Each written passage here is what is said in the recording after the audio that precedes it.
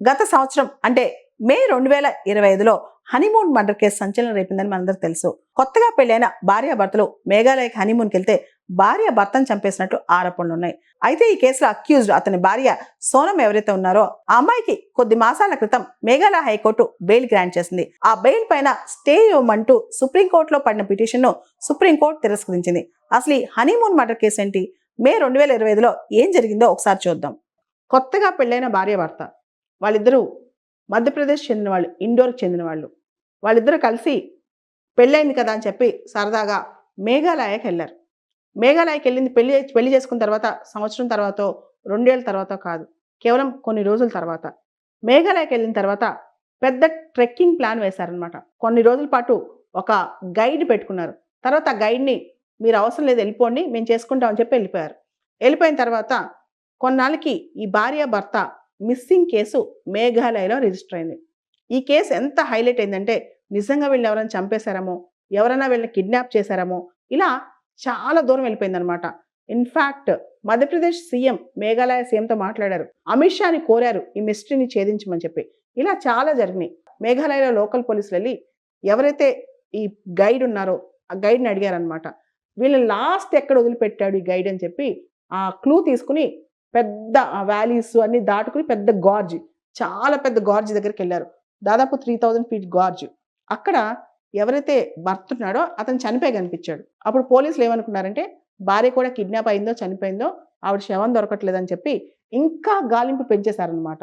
గాలింపు పెంచేశాక ఎందుకైనా డౌట్ వచ్చి మళ్ళా గైడ్ దగ్గరికి వెళ్ళి అడిగారు, ఏదైతే ఉందో ఇంకా కొంచెం క్లూస్ ఇవ్వండి, మీరేమైనా చూసారా, వాళ్ళ దగ్గర ఎవరైనా చూసారా, ఏదైనా వస్తువులు చూసారా అన్ని అడిగితే ఆ గైడ్ మళ్ళీ గుర్తు తెచ్చుకుని వాళ్ళ దగ్గర 2-3 హిందీ మాట్లాడే వ్యక్తులు దూరంగా మేము చూసామని చెప్పారు.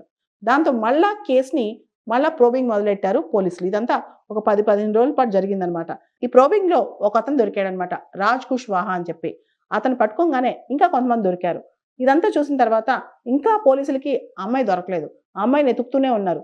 అప్పుడు వీళ్ళకి డౌట్ వచ్చింది, ఈ మర్డర్ ప్లాన్ లో అంటే భర్త చనిపోయిన మర్డర్ ప్లాన్ లో, ఈ అసాసినేషన్ ప్లాన్ లో ఈ అమ్మాయి హస్తం ఏమైనా ఉందా అని చెప్పి ఎతకడం మొదలెట్టారు. ఇక్కడ ఒక విచిత్రం చూడండి. ఆ అబ్బాయి ఎవరైతే పెళ్లి కొడుకున్నాడో బయలుదేరి ఫ్లైట్లో వెళ్ళేటప్పుడు ఫుల్ జ్యువెలరీ వేసుకుని వెళ్ళాడంట.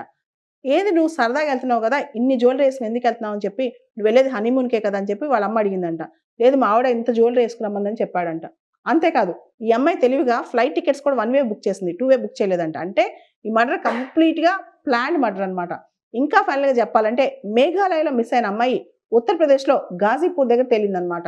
ఒక భార్య పెళ్ళైన కొద్ది రోజులకే భర్తని అంత ఘాతుకంగా హీనాతిహీనంగా చంపాల్సిన అవసరం ఏంటి? ఒక మనిషి నచ్చలేదా, నచ్చాడా, వద్దా, కాదా, అవునా కాదా అనే దానికి చాలా ఆప్షన్స్ ఉంటాయన్నమాట.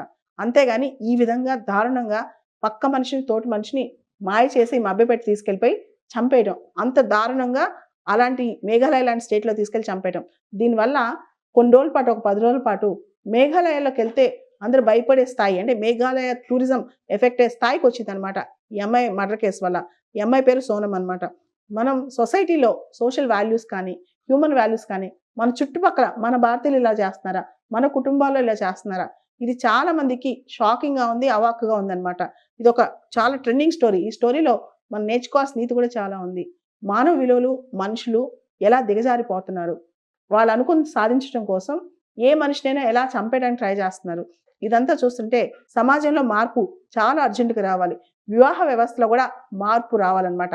అంటే ఒక పెళ్ళైన తర్వాత 10 రోజులు కూడా కలిసి లేకుండా అండ్ చంపేంత భావజాలం ఎందుకు వస్తుంది అనేది ఇక్కడ మనం ఆలోచించాల్సిన విషయం.